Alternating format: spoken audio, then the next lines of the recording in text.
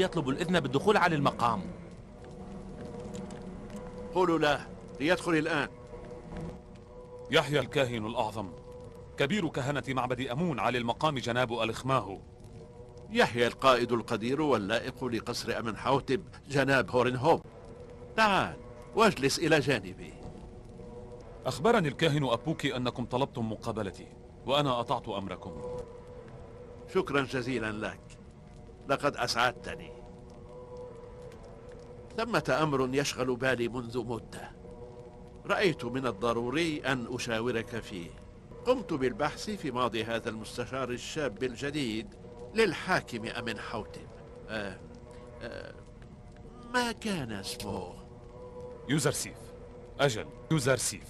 نعم، يوزرسيف هو الذي دخل قصر بوتيفار منذ طفولته، ولم يكن يؤمن بآلهتنا، وكان يعبد إلها خفيا لا يرى. والآن بعد أن نال السلطة فهو لن يألو جهدا في محاربة المعبد. من جهة فهو من أهل كنعان وغريب عن مصر، وإنه لعار علينا أن يأتي غريب ويستلم زمام الأمور في أرض ذات حضارة عريقة كمصر. إنه شخص معاد لأمون في مدينة أمون في طيبة، ويتحكم فينا. أنا أطلب منك كونك من أتباع أمون أن لا تأذن بأي شكل من الأشكال ليوزرسيف أن يتعاظم أمره في القصر، فإن بقي يسير على المنوال الذي يسير عليه فسوف يحل محل أمنحوتب، بينما يوجد في مصر قادة لائقون وغيار وشجعان مثلك أنت. شاكر لك سيدي. أنا أحب أرض مصر وأعبد الإله آمون، وأنا أكن الاحترام للمعبد ولكم أيضا، ولن أقصر في القيام بأي أمر أستطيع فعله، كما أنني من جهة أخرى لا أستطيع أن أتناسى أبدا وفائي لأمنحوتب. أنا أوافقك الرأي أيضا، لكن يوزرسيف لا هو مصر، ولا هو المعبد وأمون، ولا أمنحوتب. نحن نعلم ولا شك لدينا أنك أيضا تتألم مثلنا بشدة من تعاظم أمر غريب عن مصر كافر بآلهتها.